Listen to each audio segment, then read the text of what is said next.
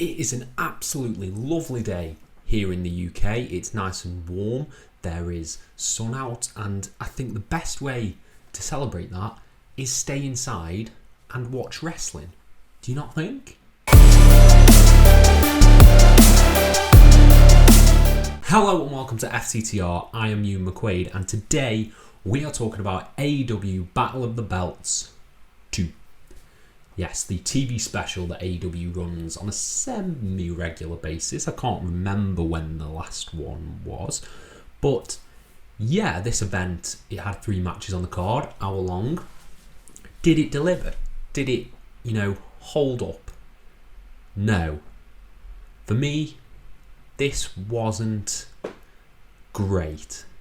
And I'm going to go on a bit of a tangent in this video. It will be a review. I'm also going to talk about the current state of AEW and why I think maybe fans are dropping off a little bit. So we'll run through the card and we'll get to that at the end. So the first match was Sammy Guevara versus Scorpio Sky for the TNT Championship. Now, on the whole, I think this match was solid. I think it was a fun TV match.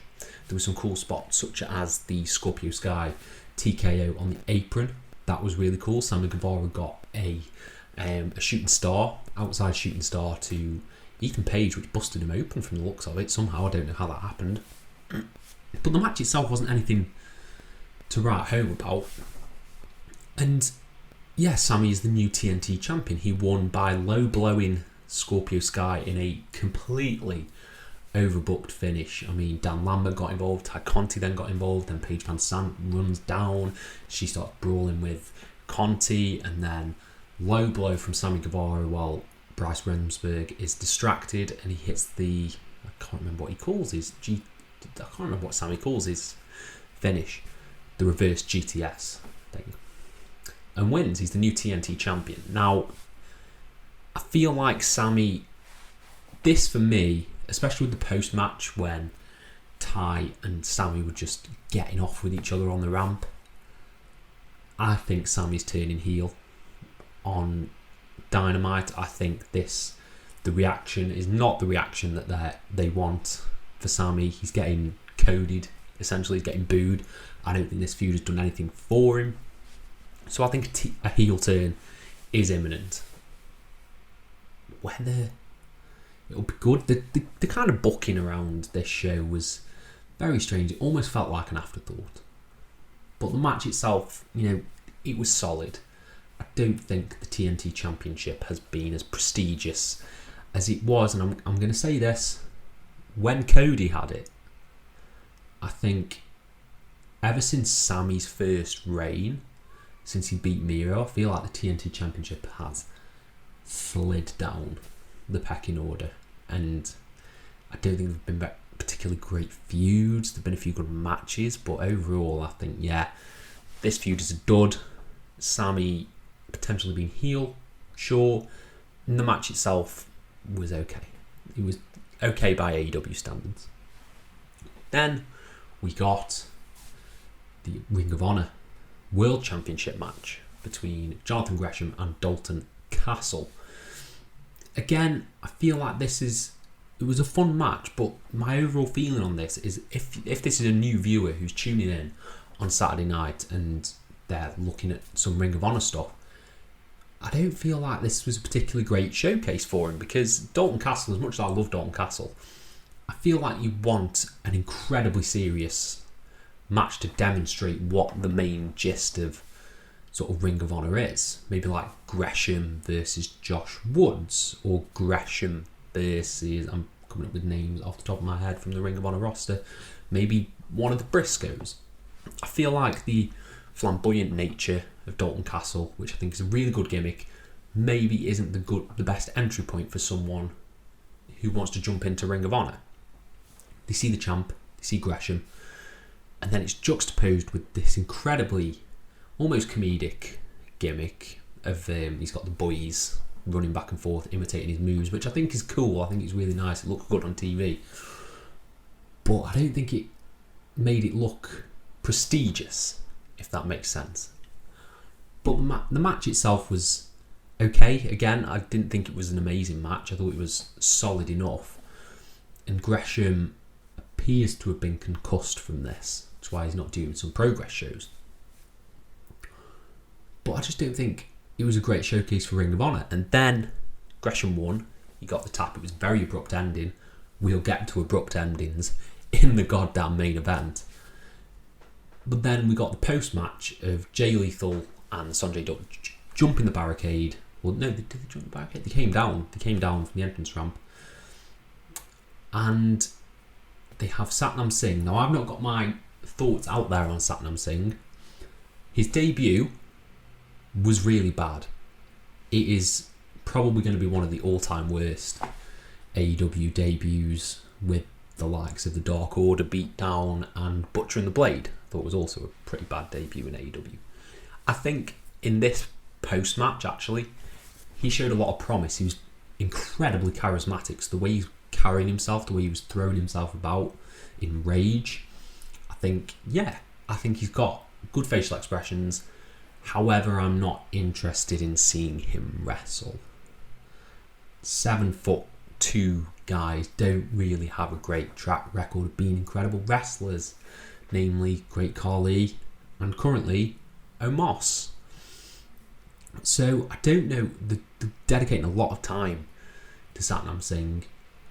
But again, I think my main issue, and this is another issue on top of this, that again I'll come back to in the end, is it feels so cluttered at the moment. Just rammed full of just stars and wrestlers and characters and storylines that I feel like it's getting a bit overloaded. And this is me coming from this is someone who's still got an insane amount of boxed AEW Unrivaled figures over there. But it feels just so, I don't know what the word is, it's so jam-packed. Everything is just so, it doesn't get a chance to breathe. Nothing feels like it gets a chance to breathe. And talking about that, let's talk about the main event, which was Nyla Rose versus Thunder Rosa for the AEW Women's Championship. This match was pretty good. This was probably my favourite match of the night. I think Nyla Rose is a fantastic wrestler. I feel like she should get more on TV. And Rose is really good. I think they lost their way a bit towards the end. But the main talking point for me about this is the finish. Because it was a fluke Hurricane Rana roll-up. This is Thunder Rosa's, first defence maybe? Possibly. Is it a first? I feel like she had one more.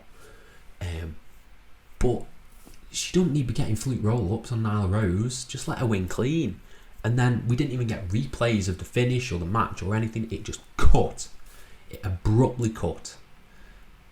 And yeah, it left me a bit sour. I don't think the women's division, again, is just something that I keep going back to. And I didn't want it to appear like I'm sour on AEW, but this show really highlighted some of the issues that are going on in AEW at the moment. And this is the larger talking point. Show overall, bog standard special. You know, nothing fantastic. It's not like it was Bryan Danielson versus Kenny Omega on the show. It was fine. It was fine. But the issue is there's just so much stuff. And I don't know how they get around it. I feel like the women need to be showcased more. I feel like Hangman Page needs to be showcased more as the champion. I don't understand why his match was on Rampage. Surely Battle of the Belts is a good place for the World Championship to be defended.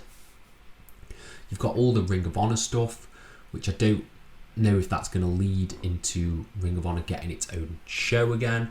But in the meantime, what we're essentially having is two rosters on one show, and you've only got Dynamite, which is 2 hours, Rampage, which is 1. You've got this entire other roster who are now coming in and getting that sort of spotlight, if you will. And it feels just really bloated. Everything, like when Excalibur was running through stuff in the next week, I was like, oh my god, there's just so much to keep track of. And I think it's just getting a bit exhausting to try and keep up with everything that AEW is putting out. On one hand, I appreciate it because they're not treating us like idiots. But I think they just need to calm down for a second take a breath and figure out what direction they're going in, particularly with the Ring of Honor stuff. Because now you've got Joe in there, who's the Ring of Honor TV champion, and I feel like, is he going to get showcased more than Sammy, than Jade? It's an incredible balance, and I don't think they're striking it quite right at the moment, which is why I feel a bit disenfranchised with AEW at the moment, because I just feel like it's so much all at once. And maybe that's just me being stupid. But yeah, I don't know. Something about AEW at the moment that's a bit scattergun. Let's go scattergun with this. Yeah? It's a bit scattergun. I want them to streamline themselves. Maybe when we get fully into the Owen Hart tournament, maybe then it'll pick up and it'll be a bit more cohesive and not so erratic. Maybe we'll see. This show overall, I'll give 2.5 out of 5. By AEW match standard quality, I didn't think Battle of the Belts delivered that much. Yeah, these TV specials are just okay. They're just okay.